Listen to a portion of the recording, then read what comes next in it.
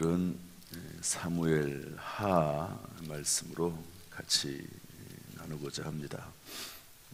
1장부터 3장의 말씀인데요. 이 말씀을 결론적인 의미로 이야기하면 3장 1절 말씀입니다. 사울의 집과 다윗의 집 사이에 전쟁이 오래됐다. 다윗은 점점 강하여 가고 사울의 집은 약하여져 갔다.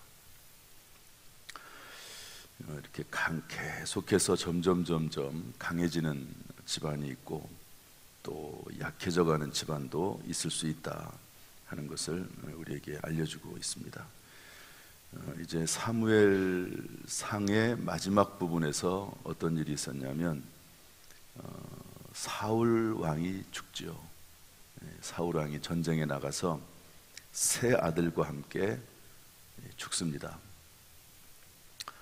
그리고 나서 이제 사무엘 하로 넘어오는데, 사무엘 하로 와서는 이제 다윗이 헤브론에서 유다 지파만의 왕이 됩니다. 왕.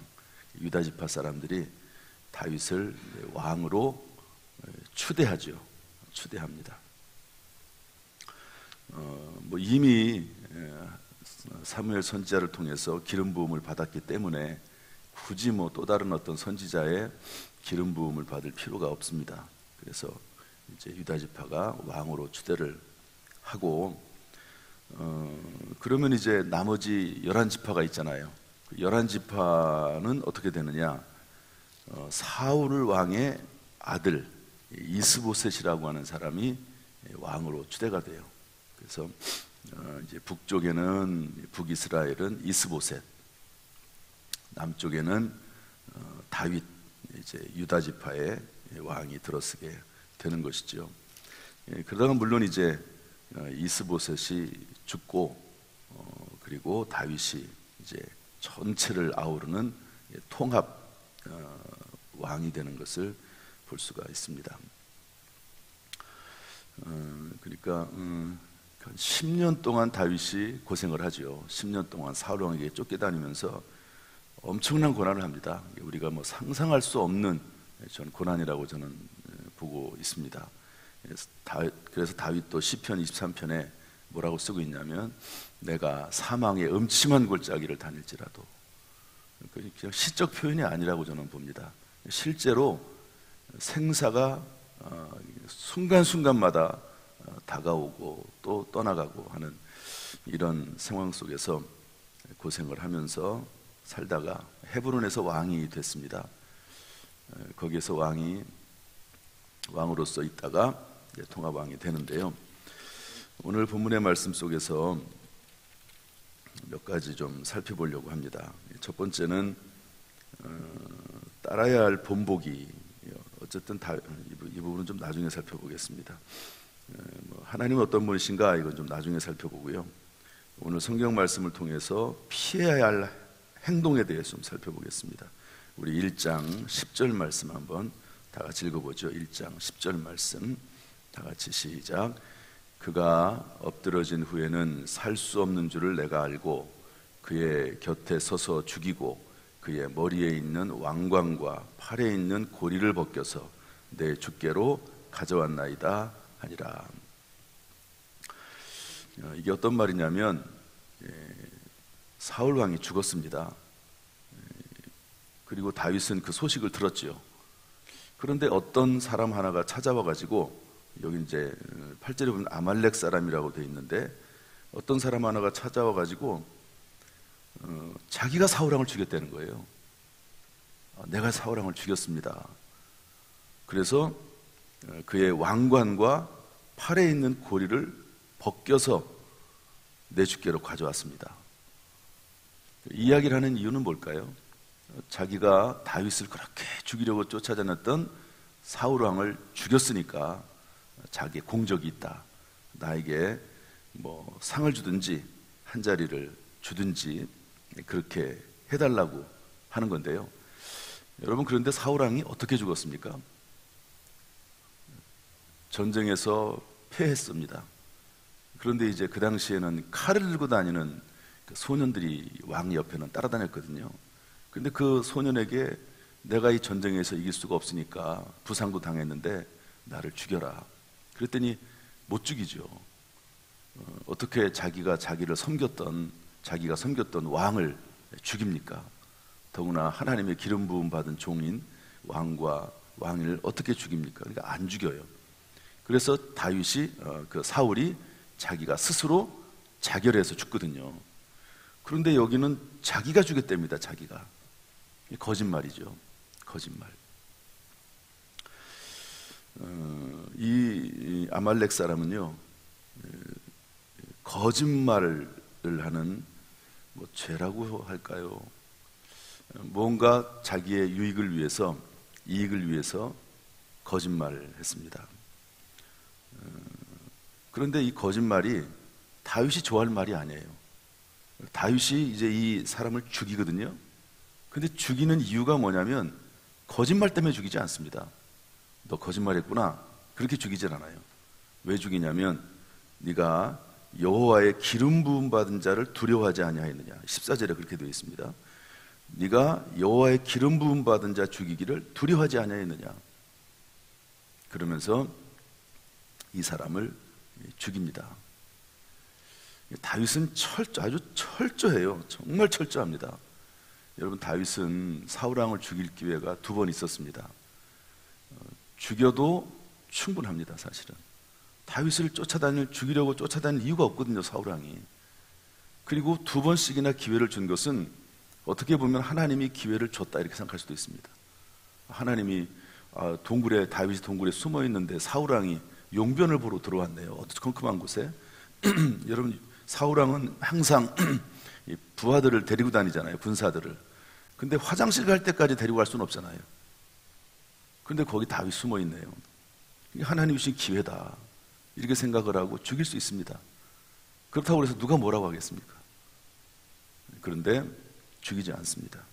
이유는 한 가지밖에 없어요. 하나님의 기름 부음 받은 자를 내가 죽일 수 없다. 그러면서 병이 나서 죽든지 전쟁에 나가서 죽든지 하나님께서 심판하시는 거지 내가 심판할 수 없다. 그래가지고 심지어는 옆에 있는 따르는 부하들이 내가 죽이겠다고 창으로 한번 찔리면 끝난다고 그렇게 얘기해도 말립니다. 네가 도대체 나하고 무슨 상관이길래 내 말을 안 듣고 이 사람을 죽이려고 하느냐. 나를 위해서 그러면 그렇게 하지 마라. 나는 그것을 원치 않는다. 그렇게 아주 확실하게 얘기하는 것을 볼 수가 있습니다. 이것은 다윗이 그러면 뭐 마음이 착해서 그러냐? 그게 아닙니다. 다윗은 철저하게 하나님의 말씀에 근거해서 하나님이 무엇을 좋아하는지, 하나님께서 원하시는 것이 무엇인지 이것을 깨닫고 그에 대한 확신이 있었습니다. 하나님이 이것을 좋아하시는구나, 하나님은 이것을 싫어하시는구나 하는 것에 대한 분명한 본인의 확신이 있었는데요, 말씀에 근거해서 그렇게 했다는 것을 알 수가 있습니다. 여기 거짓말에서 거짓말보다도 하나님의 사람, 기름 부음 받은 자를 죽인 사람, 또 반대로 다윗은 기름 부음 받은 자에 대해서 함부로 하지 않고 말씀에 근거해서 행동했던 다윗, 아주 극명하게 그 결과가 갈리는 것을 볼 수가 있습니다. 저나 여러분이나 하나님 말씀을 붙잡고 말씀 중심으로 살아가야 될 줄로 믿습니다. 이 말이 나왔으니까 다윗의 모습을 좀 하나 더 살펴보도록 하죠. 나중에 오늘 읽었던 3장 1절 말씀하고도 다 연결되어 있는데요, 우리 2장 1절 말씀 읽어보겠습니다. 2장 1절 말씀 다 같이 읽어볼까요? 2장 1절 시작. 그 후에 다윗이 여호와께 여쭈어 아뢰되 내가 유다 한 성읍으로 올라가리이까? 여호와께서 이르시되 올라가라. 다윗이 아뢰되 어디로 가리이까? 이르시되 헤브론으로 갈지니라. 사울왕이 죽었다는 말을 듣고 그럼 이제 다윗이 블레셋에서 떠날 수 있잖아요. 망명 생활을 하고 그 고통스러운 생활을 중단할 수 있습니다. 그러면 그냥 잘됐다, 신난다, 그리고 그냥 본인의 고향 땅으로 가면 되지 않습니까? 그런데 물어봐요. 하나님 앞에 물어봅니다. 하나님, 내가 어디로 올라갈까요? 그리고 어디로 갈까요? 하나님 앞에 다 물어봐요. 내가 유다 한 성읍으로 올라가리까? 유다라고 하는 말은 본인이 첨가했습니다. 하나님, 제가 다시 유다 땅으로 가야 되겠습니까? 왜냐면 이스라엘 땅은 또 넓으니까, 본인 또 고향이니까. 다시 말해서 고향 땅으로 가도 되겠습니까? 하나님이 오케이, 좋다. 그럼 어디로 갑니까? 헤브론으로 가라. 저는 이런 말을 들을 때마다 하나님께서 직접 야, 너 올라가라 이렇게 말을 하셨을까? 하나님께서 야, 헤브론으로 가라 이렇게 말을 하셨을까? 여러분 어떻게 생각하십니까? 하나님이 직접 야, 올라가, 너 헤브론으로 가 이렇게 말씀하셨을까요? 귀에다 대고. 물론 그럴 수도 있죠. 그럴 수 있다고 봅니다. 뭐 제가 경험이 이런 경험이 많지는 않지만 하나님께서 음성으로 들려주실 때도 있습니다. 가끔 말씀드리지만 음성으로 들리는 그 음성은요, 귀로 들리는 음성은 아니에요. 분명히 음성인데 귀로 들리진 않습니다. 글쎄 그걸 어떻게 이해를 할까요? 저는 그렇게 음성을 들었습니다. 분명히 주님의 음성인데 귀로 들리는 게 아니고요, 온몸으로 들려요. 그런데 분명히 음성이에요. 그런데 이제 뭐 그렇게 할 수도 있죠. 음성으로 야, 너 올라가라, 헤브론으로 가라 이렇게 우리가 그런 경험이 있을 수도 있습니다. 그런데 대부분은 하나님께서는 마음과 생각을 통해서 말씀하십니다. 마음과 생각을 통해서. 그래서 기도하다 보니까 마음과 생각 속에 올라가라라고 하는 그런 감동이 있는 거죠. 마치 시므온에게 아기 예수님을 만났던 시므온, 그리스도를 만나기 전에는 결코 죽지 아니하리라 했던 그 시므온, 늘 성령의 임재가 있었던 사람. 그런데 성령의 지시하심으로 이제 그런 음성을 듣고 그리고 나서 성령의 감동 이렇게 돼 있거든요. 그러니까 성령의 감동이 일어나는데 성전으로 가라 그런 감동이 일어나는 겁니다. 그래서 성전에 갔더니 이제 아기 예수님을 만나보게 되지 않습니까? 그러니까 성령께서 아주 마음에 강력하게 야, 이것은 분명히 하나님의 감동이다라고 하는 그런 음성으로, 그런 내적 음성이죠. 내적 음성으로 들려질 수가 있습니다. 어쨌든 중요한 것은요, 다윗은 하나님께 물어보고 행동한다는 거예요. 한번 따라합시다. 다윗은 하나님께 물어보고 행동했다. 이것은 10년간의 도피 생활과 망명 생활의 고난을 통해서 그것을 거치면서 완전히 몸에 습득이 됐다고 저는 생각합니다. 완전히 몸에 습득이 된 거예요. 고통과 고난. 사람이 부자로 살면요, 하나님께 물어보지 않습니다. 편안하면요, 하나님께 물어보지 않습니다. 그런데 10년 동안 생사를 넘나드는 엄청난 고난을 겪으면서 사는데요, 하나님에게 물어보지 않을 수가 없어요. 안 그러면 당장 내일 죽을지도 모릅니다. 그러니까 하나님에게 물어보지 않을 수가 없습니다. 그래서 이런 모습이 다윗을 다윗되게 했다 하는 건데요. 자, 그러면 다시 처음으로 좀 돌아오겠습니다. 우리 3장 1절 말씀 다 같이 읽어보죠. 3장 1절 말씀 다시 읽겠습니다. 시작. 사울의 집과 다윗의 집 사이에 전쟁이 오래매 다윗은 점점 강하여 가고 사울의 집은 점점 약하여 가니라. 저를 따라서 합시다. 하나님은 강하게도 하시고 약하게도 하시는 분이시다. 어제도 제가 말씀드렸는데 사무엘상 2장 7절 보면 여호와는 가난하게도 하시고 부하게도 하시며 낮추기도 하시고 높이기도 하시는도다 이렇게 말씀하고 있습니다. 바라기는 하나님께서 우리를 점점 또 우리의 자녀들을, 우리의 가문을, 가정을 점점 강하게 하시기를 주님의 이름으로 축복합니다. 그런데 왜 이 부분만 좀 살펴봅시다. 한번 그냥 여러분 생각을 한번 해보시죠. 성경을 보지 않고도 우리가 쭉 지금 다윗에 대한 이야기, 사울의 이야기를 듣고 있으니까 왜 하나님은 다윗의 가문은 강하게 하시고 사울의 집은 점점 약하게 하실까? 왜 그랬을까? 한번 생각을 해보시죠. 생각을 하면서 살아야 되지 않겠습니까? 생각을 좀 하면서 왜 다윗의 집안은 점점 강하게 하시고 사울의 집안은 점점 약하다가 결국에는 이스보셋이 죽고, 그리고 다윗이 통합하는 왕국을 이루게 됩니다. 왜 그럴까? 저는 두 가지라고 봅니다. 일단 다윗에 대한 얘기만 할게요. 사울에 대한 이야기는 생략하겠습니다. 다윗이 왜 점점 강성해졌을까? 저는 첫 번째 이유는 중심에 있다고 봅니다.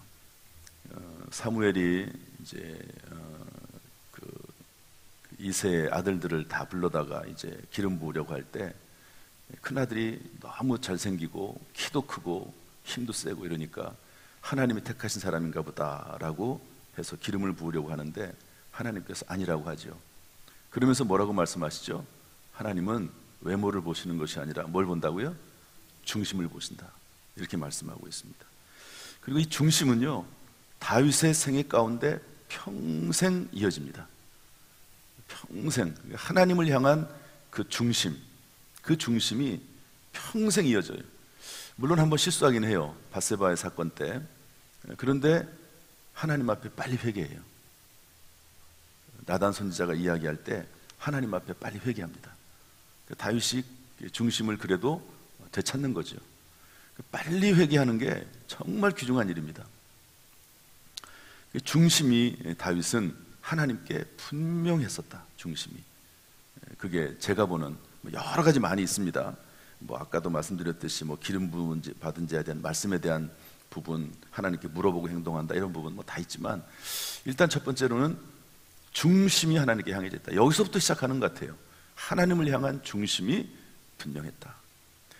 또 하나는 뭐냐면요, 많이 있습니다만 또 하나를 한다고 하면 저는 이것을 꼽고 싶어요. 그것은 다윗이 엄청나게 고생했어요. 저는 여기 있다고 봐요. 10년 동안 고생했습니다.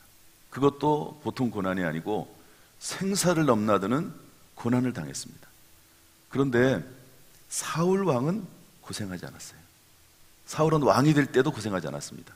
왕이 되고 나서도 큰 고생하지 않았습니다. 그러니까 사무엘이 예배드려야 될 것을 자기가 대신 예배드리고 자기 멋대로 하는 거죠. 그래서 결국 그것은 중심이 하나님 앞에 온전하지 못한 거죠. 사울왕은. 다윗은 10년이라고 하는 엄청난 고생의 시간을 겪으면서 철저히 하나님을 의지하는 법을 배웠습니다. 저도 목회를 하면서 고생을 당했던 적이 있습니다. 작은 고난도 있었고요. 목회 초기에는 작은 고난에도 많이 힘들어했습니다. 그런데 이제 하나님이 그냥 놔두지 않으시더라고요. 큰 고난도 주시더라고요. 그리고 긴 고난도 주시더라고요.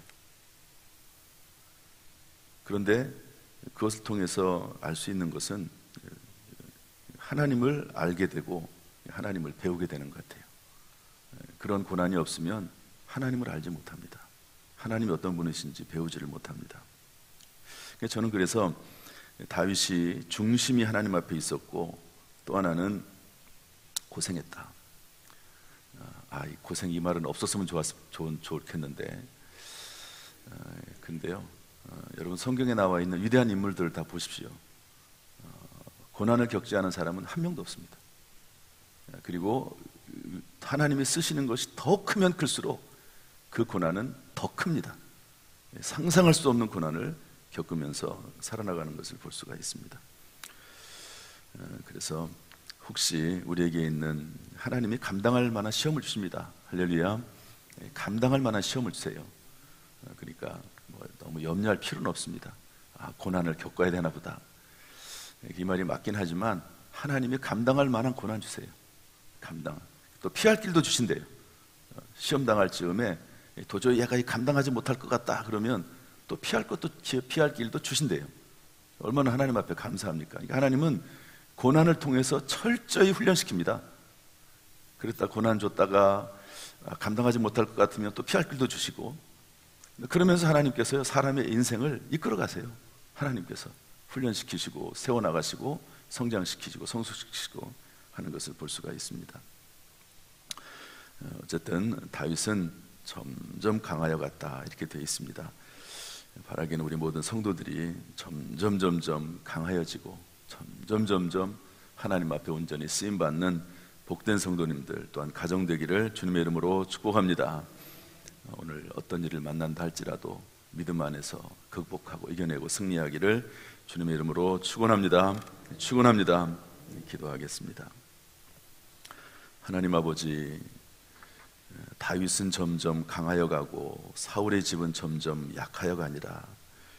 우리가 하나님 앞에 중심을 들이면서 말씀 가운데 분명히 서 살아갈 수 있도록 하나님 우리를 권고하여 주옵소서.